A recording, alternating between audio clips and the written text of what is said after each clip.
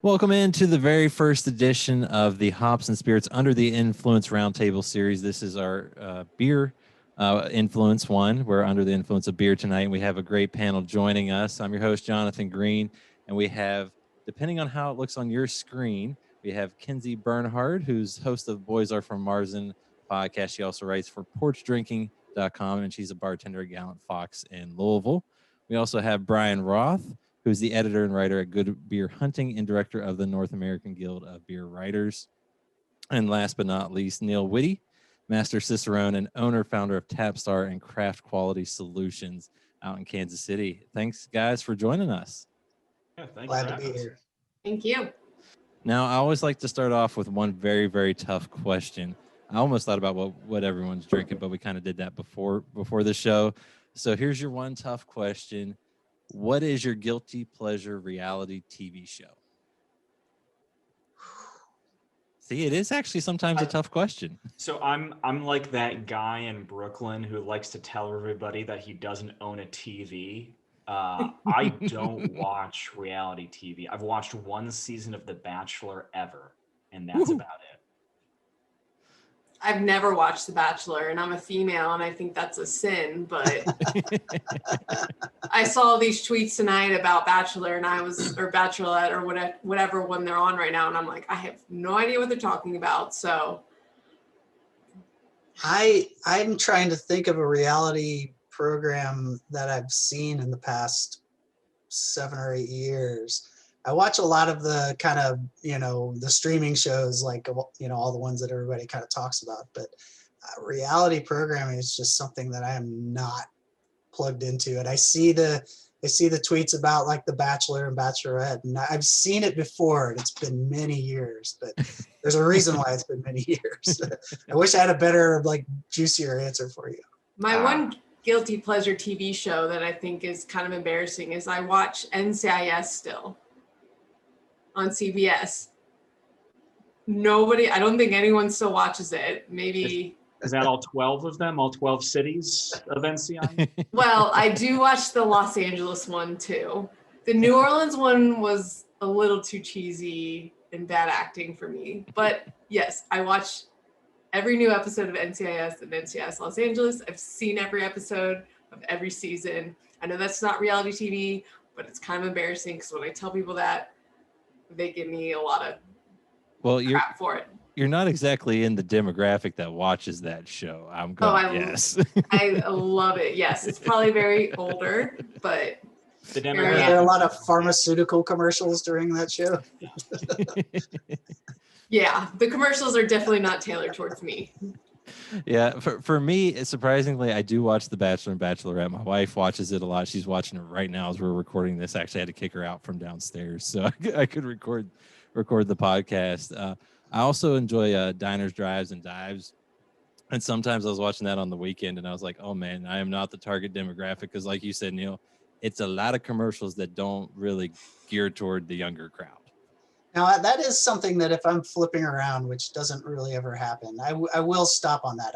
I'm not a Guy Fieri hater, especially seeing seeing the stuff that he's done to help out service industry workers since the pandemic began. I have a newfound respect for him. Actually, had a quick, like, one-line cameo on his show one time. He was filming at a friend of mine's restaurant, like 6 or 7 years ago, and I was one of the people, like, eating in the background. He came and sat at our table, and I think I mentioned something about how I liked the chili because it had beer in it. So. Nice. I'll have to watch out for that episode then. Well, let's get into the questions. And as we were talking earlier about what we're drinking, I am drinking one of our first topics. It's the kind of, I don't want to call it a new craze because it's not exactly new. But the athletic beer is kind of making a thing, non-alcoholic beer, but also the low-cal IPA, kind of the athletic version of that. What is something that you guys have seen in that? Do you guys see these things as continuing on, or what's your guys' thoughts on this? And have you even tried any of them? Yeah, I think the low cal IPA in a case of something like Harpoon with their rec league, where they take it to exactly to the athletic space that you're talking about, Jonathan. This is just the even more new contemporary version of the Session IPA from a few years ago. And even if you look at the way that portfolios have been turning over the last 5 or 6 years, you find what is effectively a similar pattern with a lot of the larger breweries that are entering the space, where they'll launch a brand. It basically has 2 or 3 years in package, where if it's not showing any amount of success, that turns over. So for example, Firestone Walker with their Fly Jack, which is their low-cal IPA, took the place of Easy Jack, which started out as a Session IPA. Then they rebranded it for the amount of calories, the low-cal IPA. Then they've now turned that over completely with something with Fly Jack IPA. And so I think you find this kind of thing happening pretty consistently. And it makes me wonder, will it last as a long-term thing? Probably not. But does it have legs for another year or two? I don't see why not. I think the whole topic is interesting to me when you look at that in like a bigger picture, because I see this kind of athletic, kind of low calorie beer thing as kind of like this midpoint between beer and seltzer.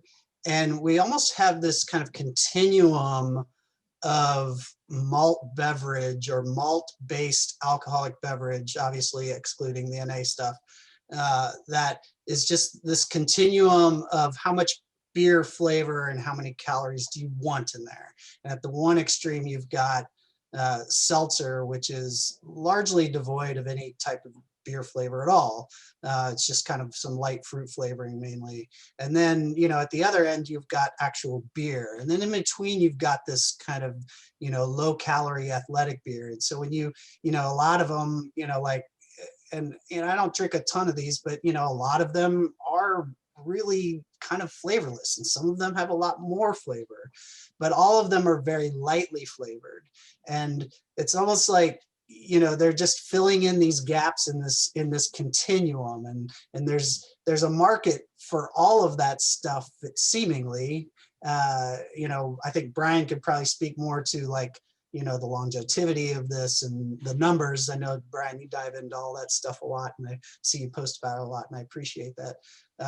But I think just from a big picture standpoint, it's interesting how it just seems to be populating within this space of how much beer flavor do you actually want in your carbonated malt-based alcoholic beverage. I think one thing we've really, from this, pandemic and being, combined to our spaces, we've really focused on not only mental health, but our physical health. So I think I've never seen such an emphasis on low-cal IPAs or just low-cal beers in general and non-alcoholic beers than this, January. Obviously January is a big month when breweries want to put out low-cal beers or NA beers because people do those resolutions. But I don't know if it has been heightened this year because of the pandemic or because there's just further, more breweries are doing NA beers like Athletic, you see them, they just started distributing to Kentucky. So you see them here. So I think it's an interesting, it could be an interesting study to see whether, if the pandemic had increased the reason why we see these low-cal beers, or it's just a trend that people want more beers that they can be like, okay, I can drink multiple of these, but not feel bad. Mm-hmm. Okay, I was going to say that to me is very interesting because it's kind of twofold, because the low-cal IPA, as Bryan pointed to, is kind of that Session IPA that just got rebranded. That's a marketing ploy, and it's working. But I also wonder too, if, like Kindsey said, if there's more of a trend toward the healthy lifestyle from folks, and that maybe these have a little more longevity than we might think, especially like non-alcoholic, because for the longest time it was just Bud NA or O'Doul's NA or Zero or whatever. And then you have folks like Athletic and others that are actually making different styles. Like I actually have a extra dark beer that you can taste the coffee and different things in. It actually tastes like a beer. Is it my most favorite thing ever? No, but if I'm trying to behave and not get too wild, I don't mind having one or two. So, I mean, do you guys see maybe a healthier lifestyle of people going to these a little more often? I want to reflect because I think what you just said, Jonathan, is a really, really important thing. Is it the worst thing ever? No. And I don't bring this up to poke fun at non-alcoholic, but if you look at the way that this category is covered, definitely in the written space, but this is one example of where we're talking about it too, where it is put in context of it's fine. And this week, there have been a couple of stories as we're talking about non-alcoholic beer showing 38% growth in store sales in 2020. Well, here's the thing. Literally, out of all of the categories that IRI tracks, non-alcoholic beer is the lowest selling by volume. Mhm. In IRI sales, this is grocery, convenience, liquor stores, chain stores. Non-alcoholic beer in 2020 sold about the same amount as fruit beers, and they both grew at the same percentage. But nobody's talking about fruit beers.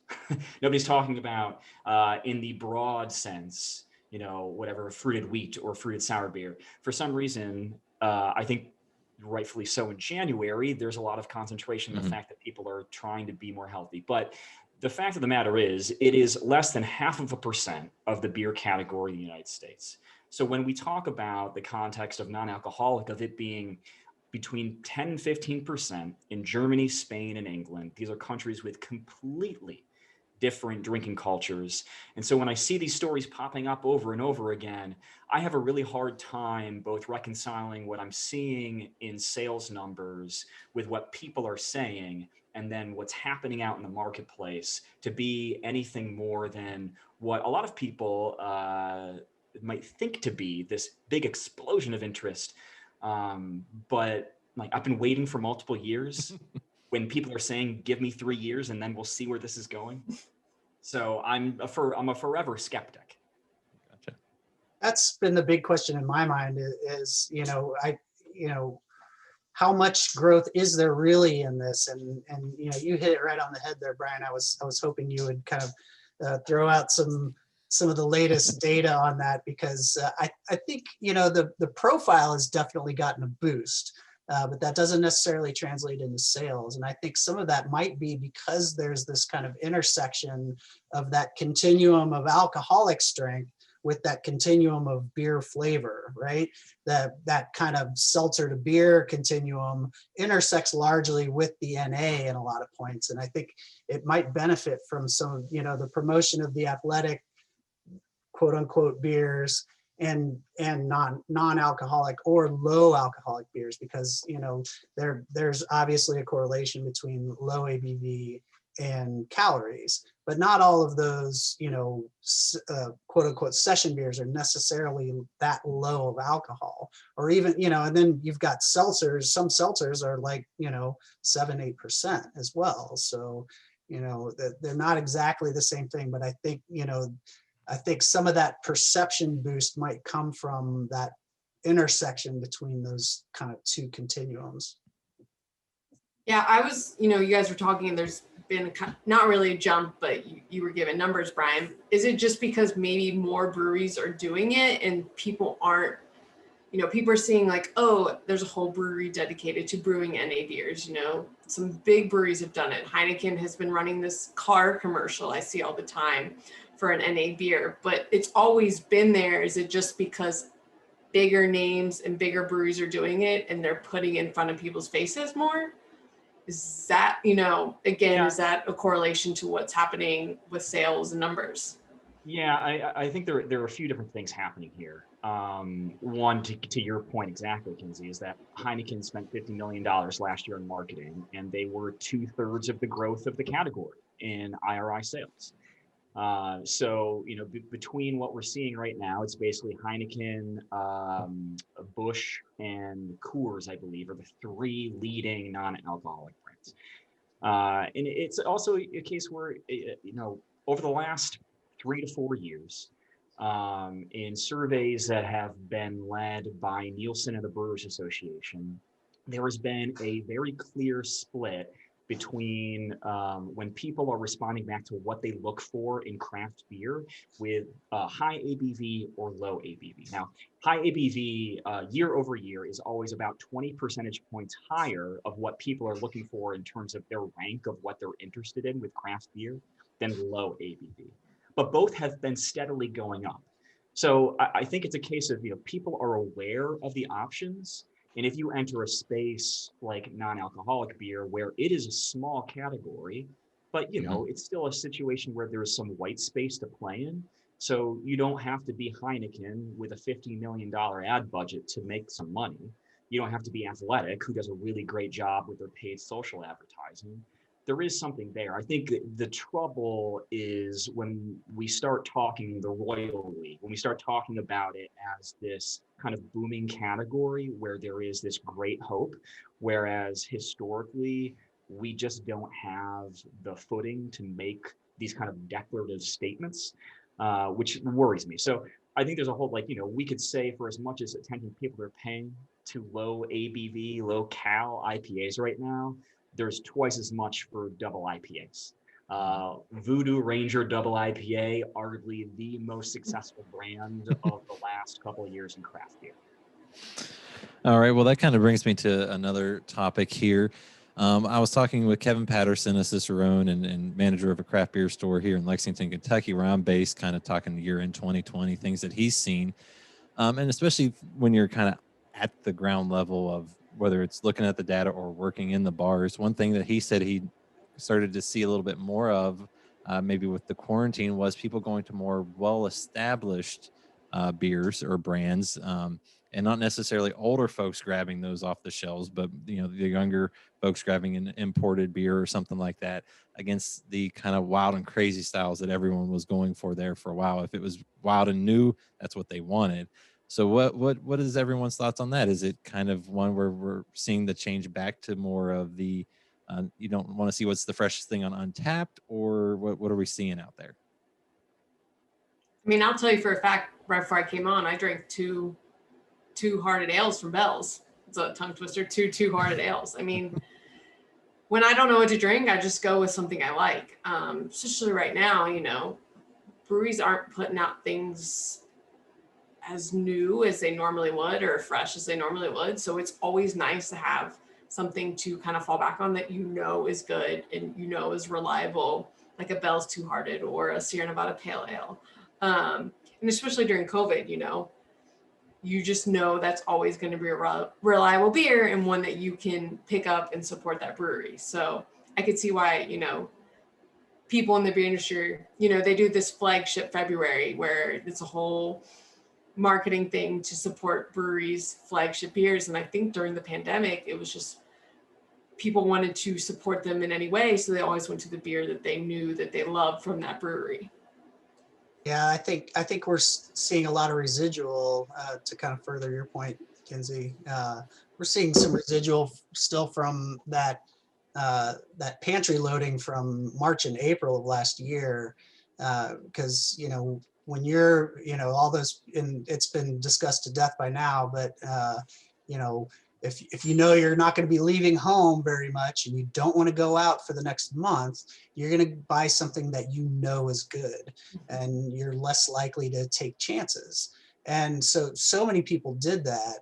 And these were, these brands and these beers that people were kind of rediscovering. It's not like those numbers were zero. They were largely struggling brands, but they were still big volume. So there's a ton of it out there. They're very well known and great beers, and people were rediscovering them. And I think, to a certain extent, that's kind of a little bit of the boost that some of these brands needed, because there was so much discussion pre-COVID about what are these breweries going to do about these struggling flagship brands, and some of them obviously just needed a little boost from something, and I think that's part of it. And part of that residual too is that breweries, because things have been so unpredictable with sales, and so much is happening that nobody's seen before, that there's some hesitancy to experiment and just throw out a bunch of stuff that you just want to see what sticks. They want to play it kind of safe. And, flagships have proven to be more safe than they used to be. Yeah, Neil, I think one of the unique things and unfortunate things of what happened with COVID is the loss of the tap room and being able to have draft beer, where that kind of experimentation took place both for breweries, but then also allowing consumers to step in and kind of figure their way out and just taste around a little bit. And when you combine both the challenges of sales, whether it's through distribution, or if it's just even trying to set up your own store in the earlier days of the pandemic, like that already sets things in a difficult place for breweries who want to try to introduce something new. On a whole, in 2020, TTB saw about 6% less new product requests for labels than 2019, which I think reflects that. There's also situations like the can shortage, where if you don't have the raw materials to put beer into, that sets you back. But one of the unique things I think I saw that ended up, I think, being more telling at the end of 2020 than what we saw in the middle is, the conversations like you were mentioning, Neil and Kindsey, with what is familiar and what we know.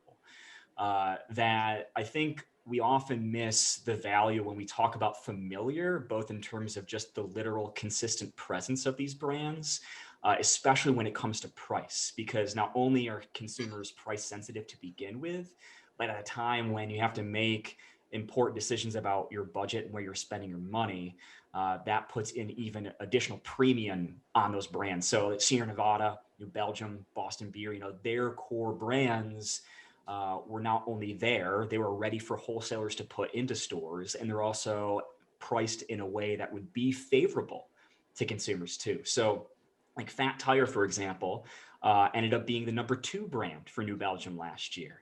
And it only grew by about 2% in IRI stores, whereas craft beer as a whole was almost about 8% growth. And Sierra Nevada Pale Ale, same thing. It was about 8% growth. So while that's good, it's also just right on par with the rest of craft beer. Shiner, their Shiner Bock actually saw a really great boost. But the flip side of that is, I don't know if you guys saw it where you were. Here in North Carolina, Shiner Bock was selling for $6 a six-pack consistently for the last 6 or 7 months. The lowest price craft beer in the cooler. And that absolutely would have an impact on the way people are picking it up too. So I think there's two sides to this thing when we talk about both the importance of familiarity and then what happens because of it too. And as we saw over in 2020, as things kind of played out a little bit more, that familiarity seemed to play more true to the fact of, these beers where they had been declining in these locations for about 4 years, they got a boost, but nothing like what other more successful brands did. And one thing that I also found interesting in my chat with Kevin too was, just the industry in general. I think everyone kind of had to reset a little bit because you didn't have restaurants or bars as open, and you couldn't be selling, keg and draft beers as much. So basically, they had to take a wild guess, and I think most maybe played it safe. I mean, would folks agree with that? I mean, which makes good business sense. You're not going to release a wild and crazy beer out in bottles if you don't know it's going to sell. So I guess you played a little more close to the vest and invest in those flagships more. Yeah, Neil, I'd be curious because I know tracking Beer Board, which is a company that partners with restaurants, bars, on-premise locations to track their taps and what they're selling. I saw a lot of them, this was in the summer and early fall, basically replaced only half of their taps. And like you're mentioning, Jonathan, that's probably going to go to what is going to sell. Mm-hmm. Neil, I don't know if you had conversations with friends or peers in terms of what they were looking at when they were bringing draft beer back online. Was there anything that you saw that was maybe like a common thread with places? Well, they wanted to stick with what they knew and what they knew that they could turn over. They didn't want to take a lot of chances because, they couldn't count, they were only counting on a fraction of their normal foot traffic. And so, they wanted something that they knew they could sell. And, it also, for the more discerning retailers, it came down to freshness, and in May and June, especially, there was so much old beer in the market. There were distributors delivering out of code kegs to retail. It was pretty bad in some instances. And that's gotten a lot better. That's kind of worked its way out of the market at this point. But it's still what I'm seeing. The draft beers I'm seeing are not the kind of experimental stuff or something that's kind of out there. Not a whole lot of new stuff. I'm still seeing a lot of kind of sure bets, stuff that is going to sell, that people are familiar with. All right. Now, one topic that I find very interesting, because Bryan kind of touched on this earlier with the fruited beers. Now, to me, I love the fruited beers. We are fortunate enough to have one of the better ones, I think, near us in Urban Artifact up in Cincinnati that is doing some really great things. But also the slushy style, smoothie style beers I feel like also a big thing with 450 North and different places like that doing that. What are your thoughts on that? Is this one of those like fly by night crazes that comes and goes, or are we seeing this more long term? Because I'm a sour fan and I'm enjoying a lot of these. Maybe not so much always the smoothie style, but I do love the fruited beers and the sour ales. Have any of you guys ever had an exploding can? Not yet. Not yet. I have not. I don't buy those beers very much. So Me neither. So I had a really good. It was. I think it might have been Edmund's Oast. I can't remember, but it was kind of like a blueberry crumble-ish flavored beer. But it was the heavily fruited tart beer recently that I really enjoyed. And I think that stood out to me. It was probably because I'd done a good amount of reporting on this kind of stuff in the last year or so, where, I think both of what we're talking about just a moment ago and now with this idea of trying to find an easy connection to the things that we're drinking. So like I had mentioned before, fruit beers saw this huge growth in 2020. Mm-hmm. And one of the things that kept on coming up in conversations when I was talking to retailers and people in breweries was just the simplicity of understanding what that was. So if I slap, blueberry crumble on the label of a beer, there's a good chance people will know at least what to expect. Whereas the experimentation that we're talking about gets lost if you have kind of this esoteric name, this crazy artwork. But if you put a peach on a label and it's a peach ale, people know exactly what they're getting. And I think that really does make a difference. Yeah, I think it's interesting. It's, again, if you'll excuse my kind of 1,000-foot view on this, I think it's showing some, it's another manifestation of the kind of innovative spirit of American brewers. They're taking beer, but they're kind of going in a totally different direction with it.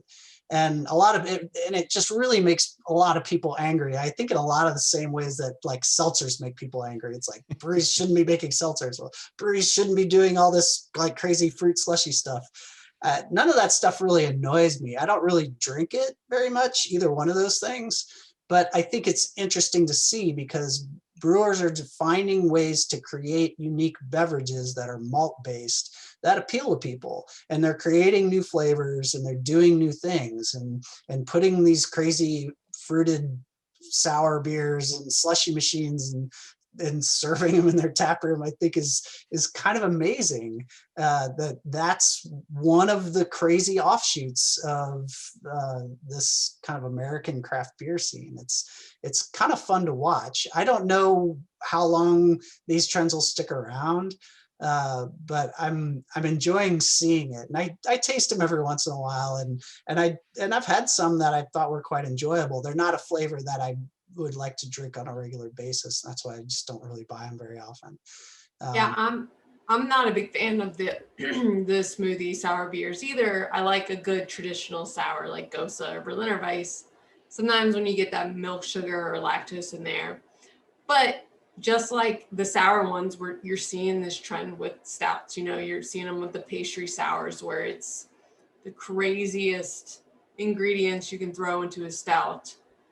And breweries are making it work. So it honestly, like, as bad as it sounds, it's showing the creativity that some of these breweries have and that they're making it work. And if people are buying it, you know, of course they're going to make it. Yeah, I tell sometimes I have brewers ask me, well, you know, what do you think about seltzer? I'm thinking about making a seltzer. I'm like, go for it. I'm like, you have a beverage factory. If you feel like you can make something that people want to buy and make you money, you have a beverage factory. So make beverages. You know, it doesn't have to be beer. Just because you're a quote unquote craft brewery doesn't mean you have to make beer all the time and nothing but. And and all of these crazy fruit beers and pastry stouts and stuff, those are pushing the envelope of what beer is, just like seltzers are in the other direction. And if people like them and you can make money doing it, then go for it. The only time I'm really going to have a gripe with you about it is if you are putting these exploding cans out in the market. That's the thing that really kind of grinds my gears, is when you're putting the onus of safety on the consumer to keep their beer refrigerated so it doesn't blow up in their hand. Yeah, I think we're all poking at something which is perhaps the most important part of all this. Like, one, do these things bring people joy? Like, that's really, really important and makes a lot of difference. And because the second part of that is, does it open the gates to more people? So if somebody who maybe doesn't identify themselves as a beer fan, but if they find a pastry stout or a really fruited sour that all of a sudden kind of makes them feel more comfortable in the space of beer, like, that's awesome. And that makes them happy. And so, everyone's going to have their own like favorites where they always turn to. But the sheer fact that, if we've got breweries who are making these wildly flavored beers, whatever style they may be, or if they're making seltzer or something like that, that is opening up the door literally and figuratively to more people to come in, and also helps them survive a little bit longer during a really, really tough time. Like, that's a really cool thing. And Go ahead. Go ahead. A lot of these pastry stouts and pastry sours I see are based off of, a certain dessert, I guess you could say, whether it's like a chocolate cake. And sometimes when non-craft beer drinkers, like Bryan mentioned, see that, they're kind of attracted to it. So I think while these beers are good, for the most part, it's attracting an audience that they didn't attract before until they labeled it as a German chocolate cake pastry sour or a pineapple upside down cake sour or whatever. Just, the wording, I think, alone can attract people that normally didn't drink their beer to maybe give it a try if it actually does taste like that dessert. Yeah, I love that. I love that point about it bringing people into the beer category. I'm of an age that the beers that brought me into beer were, American domestic light lagers. Those were the first beers I had. And eventually I got into full flavored beer and craft beer. There's somebody out there now probably who's sipping on a Sierra Nevada Pale Ale who was introduced to beer because they drank some like fruited sour slushy beer, right? I mean, so it has the potential to create more beer drinkers and to bring more people into beer in general. I enjoy that. I'm just gonna say, for every like sour slushy beer, I like to think that there's a traditional like German style lager being created at the same time. I was gonna say, I love the fact that the brewers can be so creative that they put a pixie stick in a beer. Or sprinkles. I saw that someone put sprinkles in their, what was it, like their mash tun or something? I don't know. Or their I do still reserve the right to roll my eyes when people are throwing like fast food in the mash tun and stuff. Bryan, did you have something there? I was just saying, it's a very special time capsule, 2020, where we talk about the important beers that helped bring people into the fold and get them thinking about beer, when it's going to be, the double chocolate pineapple upside down cake, wheated sour ale, as like, that's going to be the thing. Like, think about it. Like, there's going to be someone out there at some point in the last year, like, that was the thing relatively that like got them to drink a beer that they wouldn't have ever had otherwise. Mm-hmm. It's true, and that kind of leads perfectly into what I was thinking next is 2020 obviously threw a lot of challenges at the industry and for craft breweries everywhere, from the pandemic shutting down their tap rooms to can shortages to you name it. What are some of those changes that you think will carry over or have started to carry over? Because I'm assuming for a lot of breweries, they had to get real quick on the canning because that was not in their plan originally. But when that's about the only way you can get product into someone's hand, you've got to move that way. You guys thinking more breweries are going to stick with canning? And what are some other things that happened in 2020 that'll probably move on?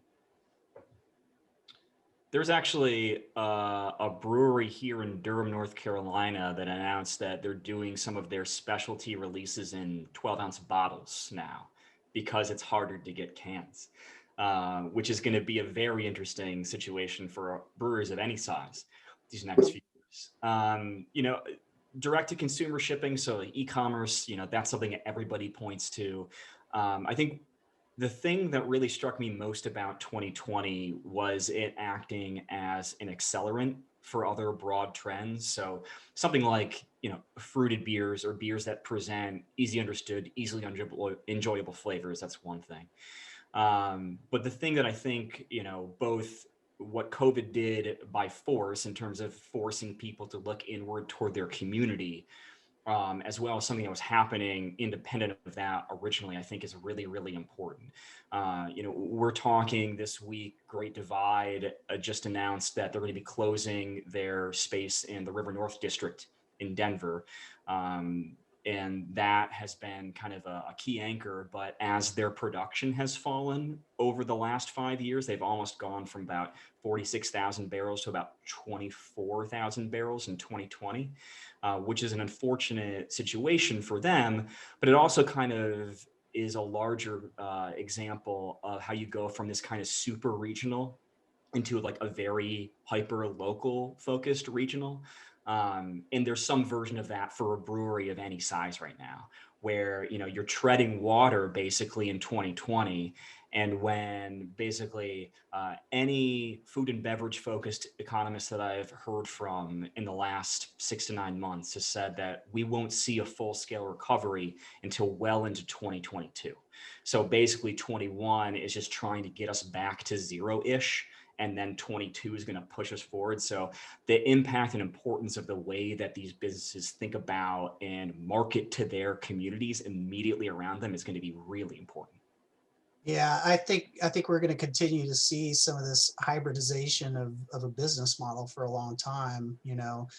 Cans are still going to be really important. They were, obviously on the rise for a while before COVID hit, and then hit big time enough to where there's supply issues. That they'll overcome supply issues eventually, but breweries emphasizing to-go sales. There's a lot more breweries that are canning now that weren't before and never planned on doing it.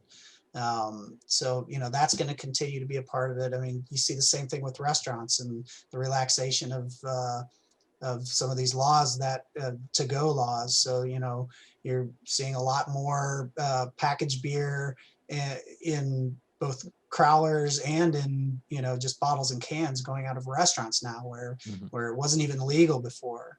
And some of these regulations are going to stick around. Some of them will revert back to where they were, but that's going to be one of the things we're going to see as well, I think. I think we've seen a lot of breweries expand the states that they ship to that they don't already distribute to. Like, I think Trillium just announced, they're shipping to Pennsylvania, and they'll probably ship to Ohio. And, I think we'll see a lot of states do direct shipping or a lot of breweries do direct shipping to states that they don't already distribute to. And I think, that process was sped up because of COVID, but they also might realize that's, very, it's something that they should do, just in general, is because people are going to want beers from a brewery that they can't get in their state. So if they can ship it to them without having to go to the store, I mean, it's the Amazon model. You don't have to go to the store, but yet you can get it right at your door. And you guys have talked about a lot about the whole community aspect. I read a lot of these stories that about when you open a brewery, you want to really hit hard within your community. When you open, you want to just get the support from your community. And I think the pandemic, what it has shown us is that, yes, you can grow and get bigger, and whether it's, statewide support you get, but the support of your community is important. And especially during COVID, when people could walk in and just grab a growler to go or a 6-pack to go, it shows that the community support is very important to your success. So I think in 2021, a lot of breweries are going to take a step back and focus on their immediate community, their immediate, town support, city support, whatever that may be, because they were the ones that were there supporting them during the pandemic. Obviously, if you distribute it to many states, that's different. But, if you're only just doing growler, 6-pack sales out of your tap room during the pandemic, it was your local community coming in and supporting you.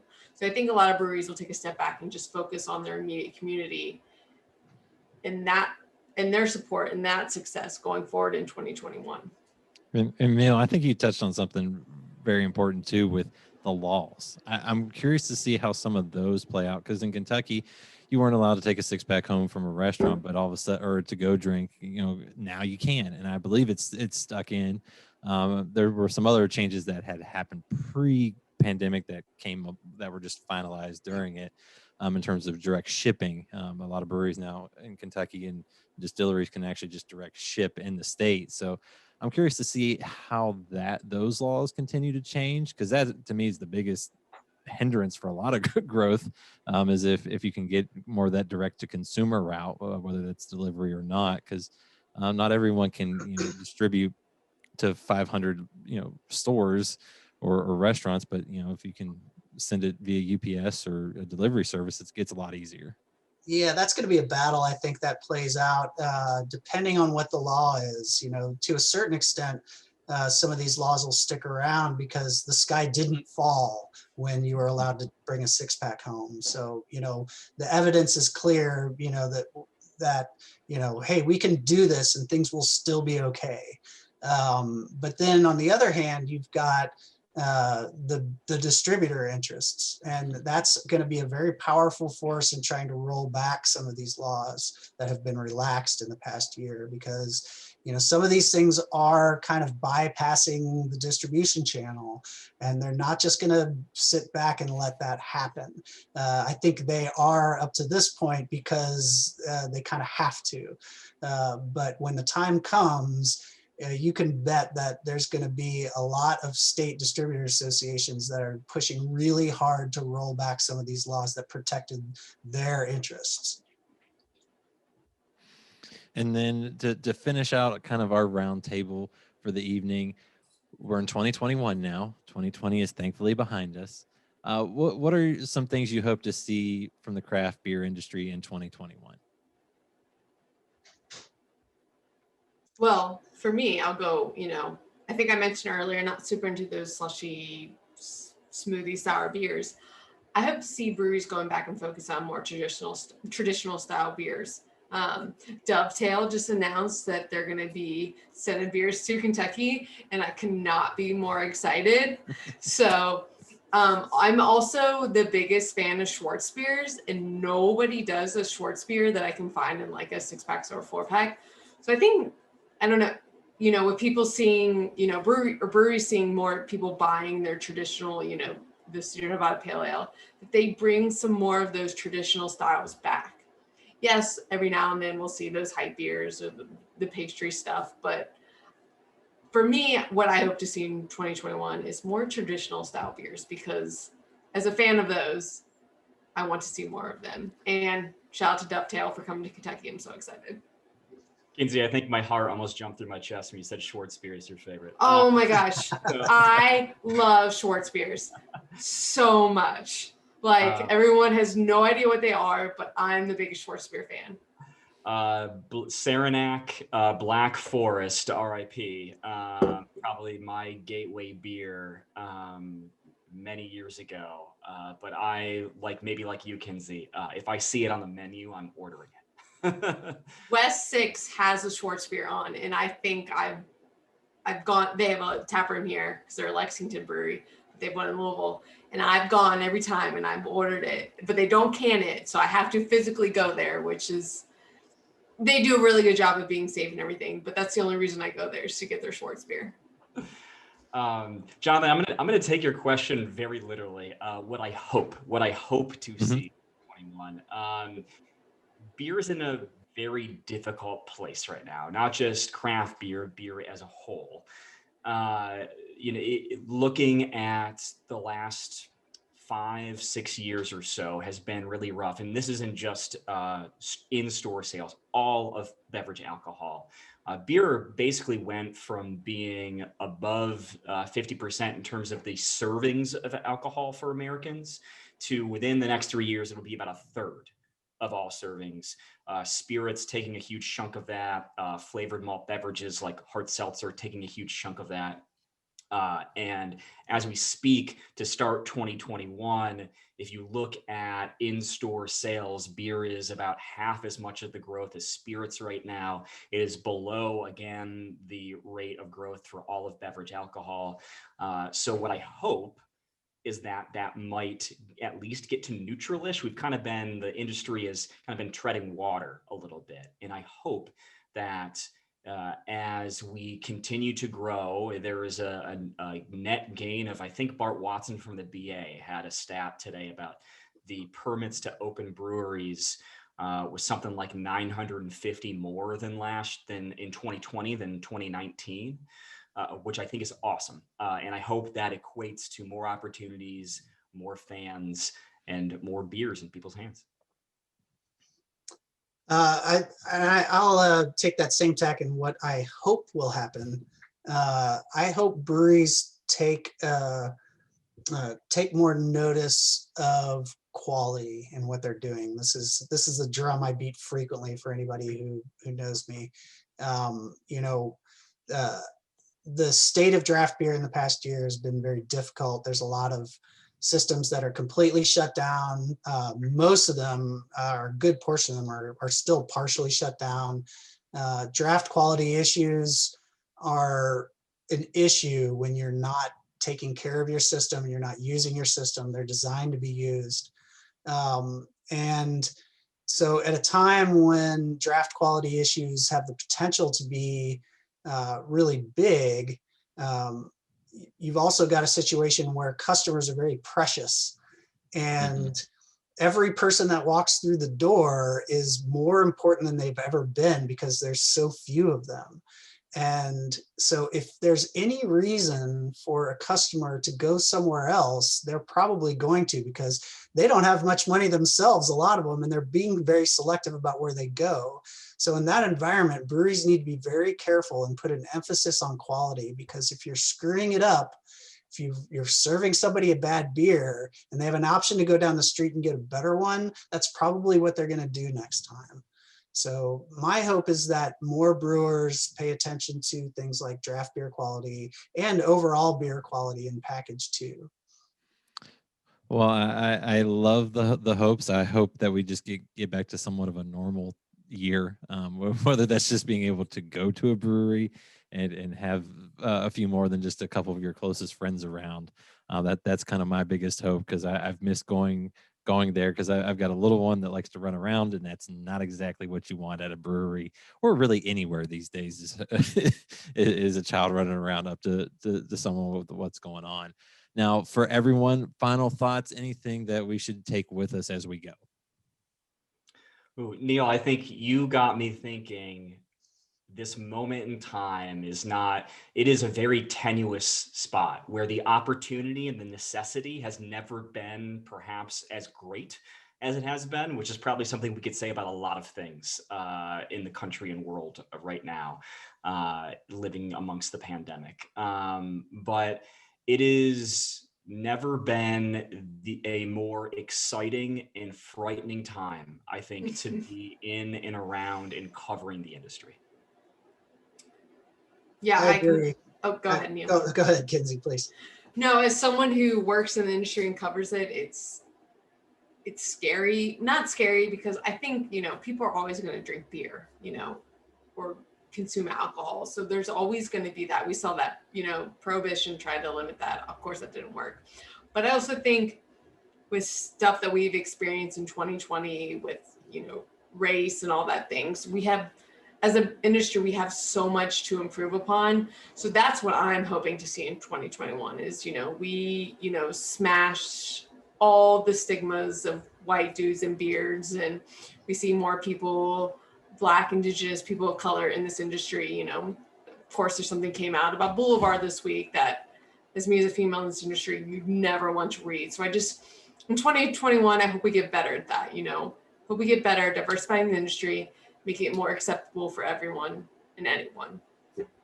Yeah, and that's right in line with what I was going to say is I think this is an opportunity for a lot of businesses, retailers and breweries to kind of hit the reset button and they're already put in a difficult position. So, a lot of them are already making difficult changes that are going to benefit them in the long run, even when things kind of quote unquote get back to normal. And so, that's what I would keep encouraging businesses to do, is to make those difficult decisions now, because things are already difficult, and hit that reset button, because things are going to be different when they get back to normal, if that makes any sense. I think you're right on with that, and they're going to have to do things a lot different, because you never know what's going to be around the corner the next time, so to speak. Well, Neil, Bryan, Kindsey, I appreciate you guys so much for hopping on here and chatting some crazy beer topics with me. Been a pleasure. Thank you. A lot of great information, a lot of great insights. I really appreciate Neil, Bryan, Kindsey talking beer with me on the inaugural Under the Influence Roundtable series here on the Hops and Spirits podcast. We're going to be doing these pretty much every month. We might skip a month here and there, but the goal is to do it just about every month. We'll switch between beer, bourbon, and maybe sometimes bring on the alcohol industry folks. That's why it's kind of under the influence of beer, bourbon, or something else, whatever's kind of tickling my fancy at that moment. I just hope you're enjoying these kind of new episodes, new ways we're doing the podcast. We'll still be doing interviews with folks. We've got a great one for you next week as we kick off Flavorful February with Derek DeFranco from Mirror Twin. He'll be back on for the second time to talk about how they create their wild beers and how you do some infusion of flavors and how that process works. It'll kick off our Flavorful February series where we have a lot of different things planned for it. And also, don't forget, before I head out, check out our Drinking Buddies monthly giveaway club. Go to any of our social media at Hop Spirits, all one word, on Instagram, Facebook, or Twitter. Click the link, sign up. It's free. Our Drinking Buddies Club monthly giveaway. We're giving away 5 really good beers this month, and who knows, next month it might be some samples of some whiskey and bourbon that we've had on the show. And until next time, cheers, everyone.